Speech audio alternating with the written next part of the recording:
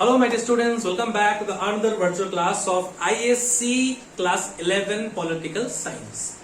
So after a gap of months, I am going to continue with the remaining chapters of political science as I was busy preparing class 10 and 12 students for the first semester examination. So now I am going to start with the ISC class 11 political science. So I have already taught about the fundamental concept, that is chapter number 2, that is about state, government, nation, nationality, and those who have not watched it, it is lying there in my channel, so you can watch it. Okay.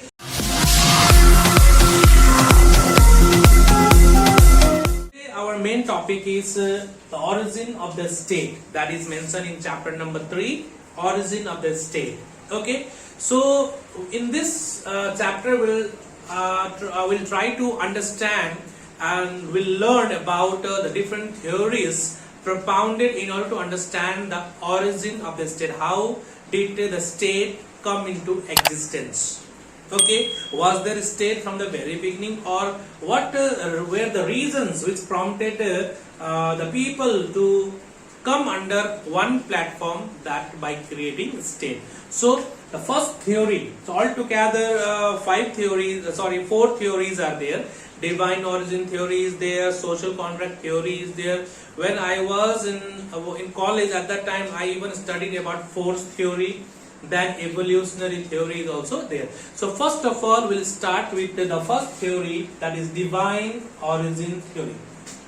Okay, divine origin theory, and with certain text related to religion, we'll try to support this theory to understand this concept in a clear manner.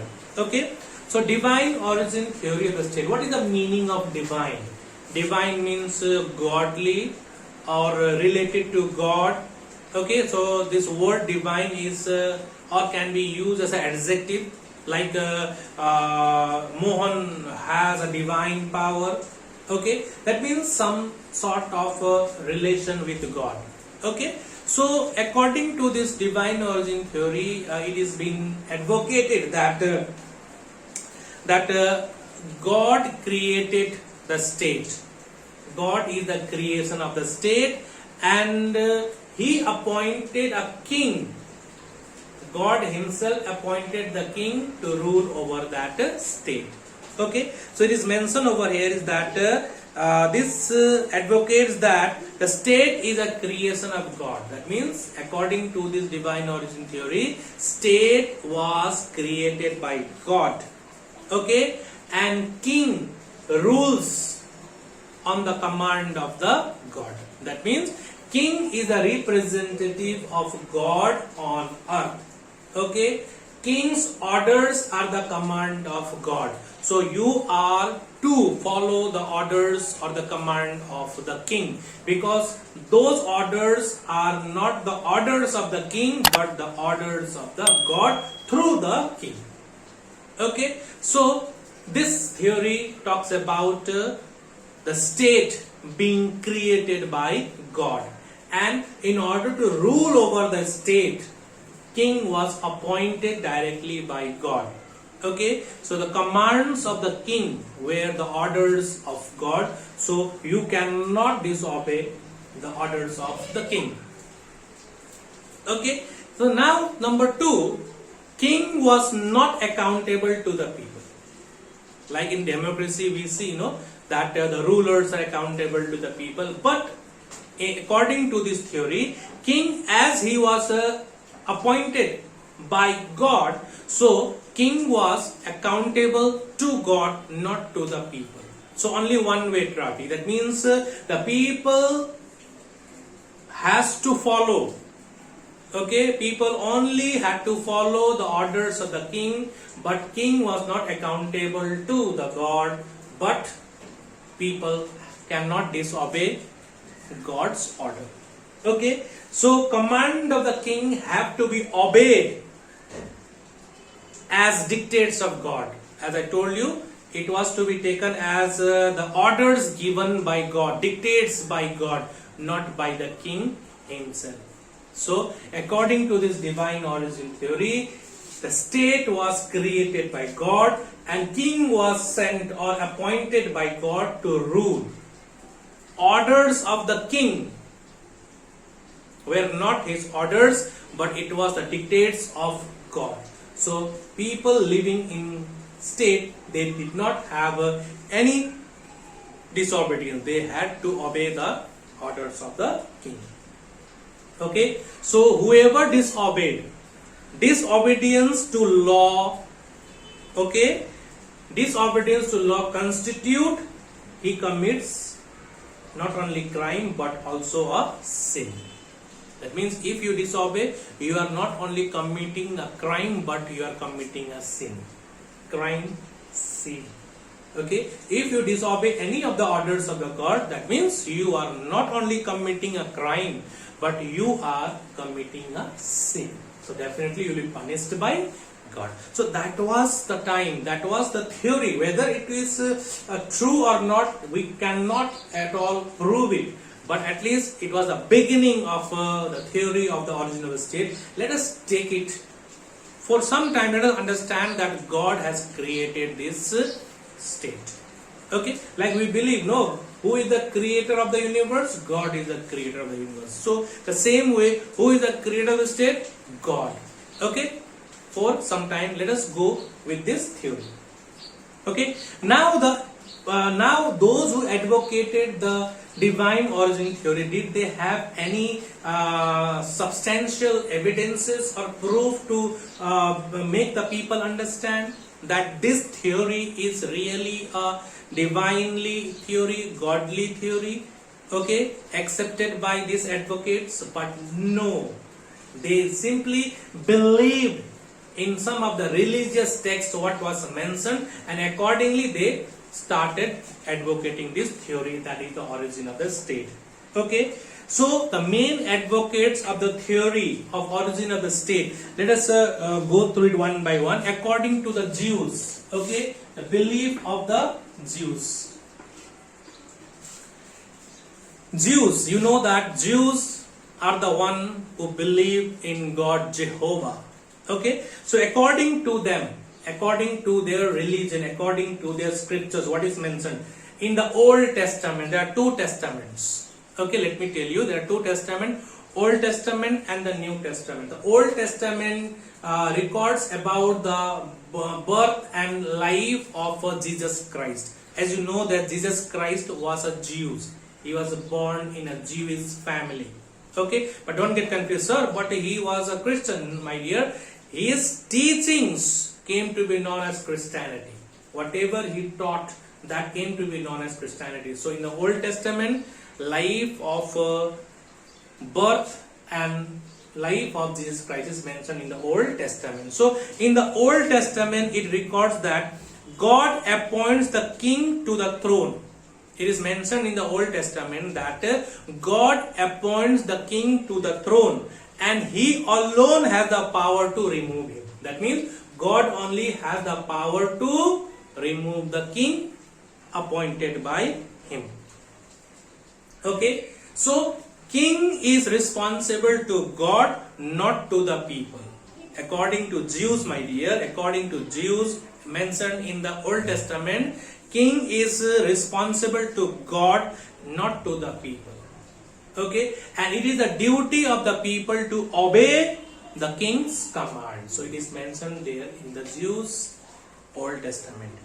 Okay, now it is also mentioned that Jews, according to Jews philosophy, state is the immediate work of God and the direct revelation upon earth upon the divine government. So it is an immediate work of God as per the Jews. Okay, now the second one, let us go through the divine origin theory of Hindu scriptures. Okay,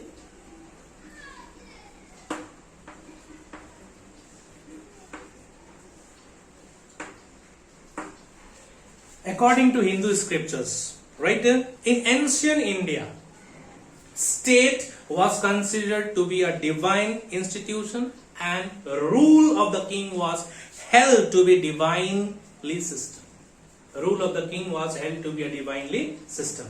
So according to one of the record mentioned in Manusmriti, Manusmriti records that though the king is a human being, it is mentioned in Manusmriti, though the king is a human being, no one should hate or disobey him.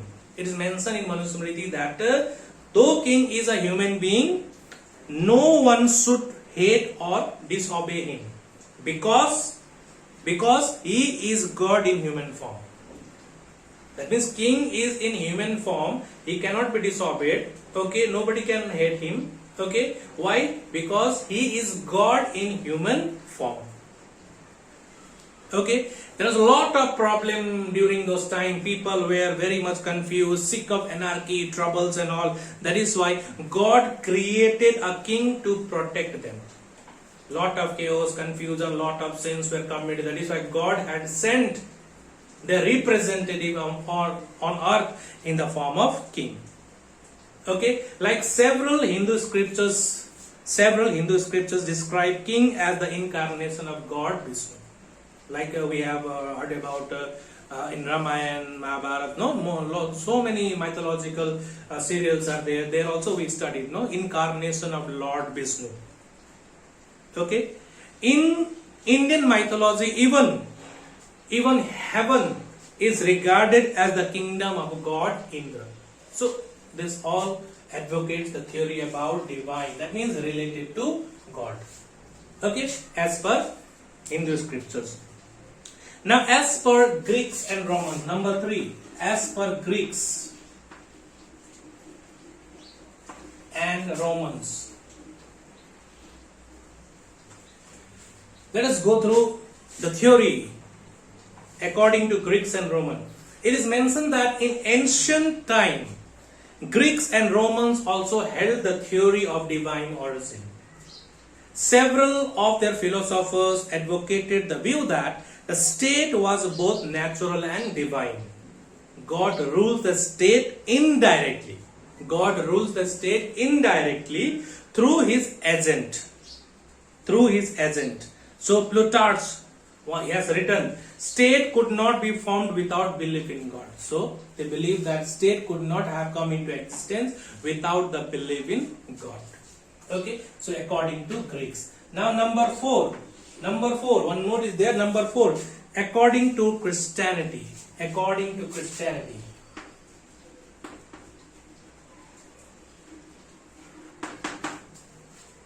according to Christianity,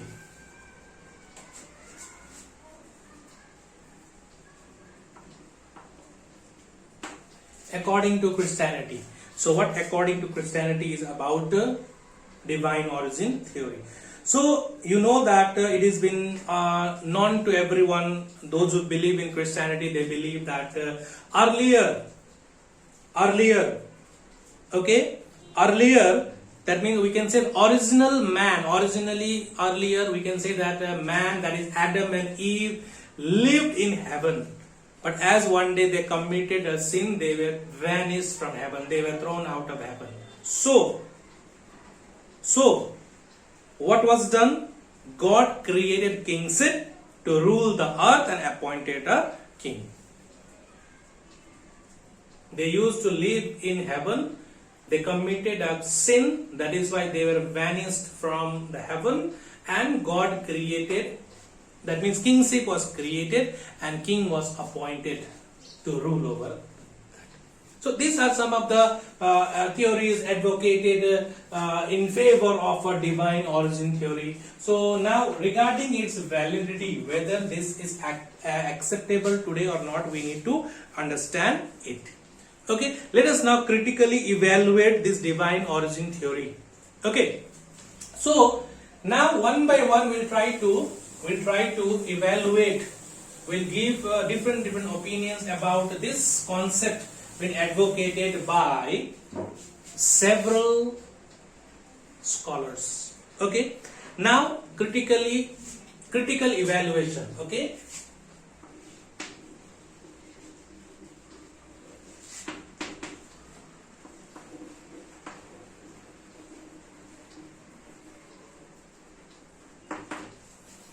critical evaluation. The first thing is that not based on fact. This divine origin theory is not based on fact.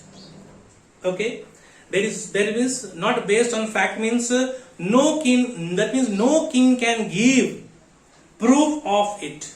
Is there anyone who can give a proof that yes, he or she was the first king or queen? Or is there any name of any king who was appointed by God to rule over the state or a kingdom?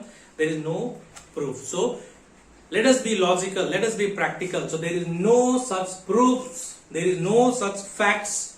Okay, that means this theory is completely not based on fact. Okay, not based on fact. Number one, it is not based on facts. Okay, number two, divine origin theory is completely unhistorical. There is no such mention about the first king in any of the history books. Okay, history does not support this theory. Whatever we study today about the past, there are certain proofs, there are certain sources which reconstruct history, but there is no such proofs about the divine origin theory or about the king who ruled over the territory or kingdom and that king was appointed by God. There is no such proof. So this is completely unhistorical. So unhistorical. It is completely unhistorical. Number three. Now we are critically evaluating this theory.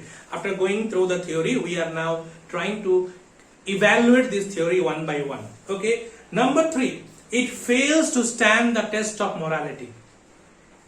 It fails to stand the test of morality means divine origin theory holds that king rules by divine right.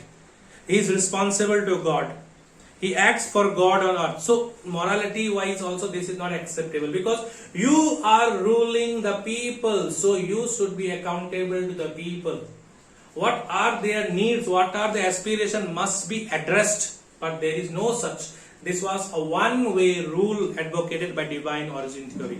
Order must be followed. But was there anyone to listen about the problems of the people? No one. Okay. The people have to obey even the king can be good king can be despotic. That means king, whoever king, whatever quality they possess, if they were despotic king, appointed by God, so you have to obey them.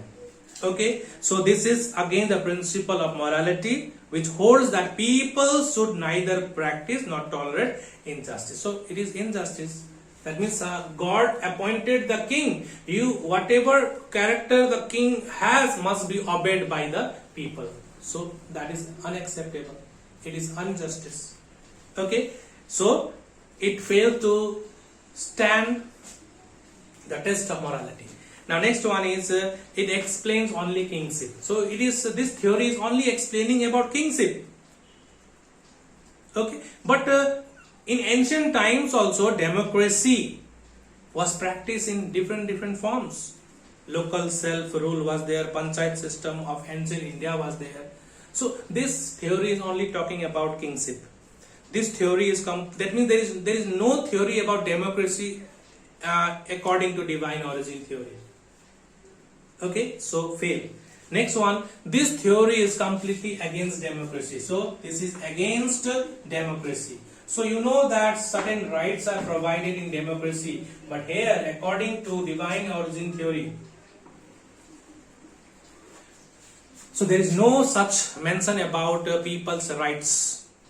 Okay, only it is mentioned king is appointed by God and you have to follow him because the orders of the king are the commands of God. That is mentioned. Rest nothing is mentioned about the people's rights and welfare. Okay, this is what. Now next one is that this is against democracy. Divine origin theory is completely against democracy because in a democracy, in a democratic world, my dear, people have full participation in running of the government. They fully participate. But here, king, order has to be followed. Okay, next one is it is a dangerous theory. So if this theory is carried forward, that is going to harm. Okay, so it in the name of divine or in the name of God, people can come and fool you. I am the king appointed by God, you have to follow me. That means who knows whether really you are appointed by God or not. If the people starts believing that no, king is appointed by God, that means they will blindly follow them. Okay, that will create lot of problem, and that is a dangerous theory. Okay, so next one is not applicable in modern times. So in modern times it is not at all applicable. So not applicable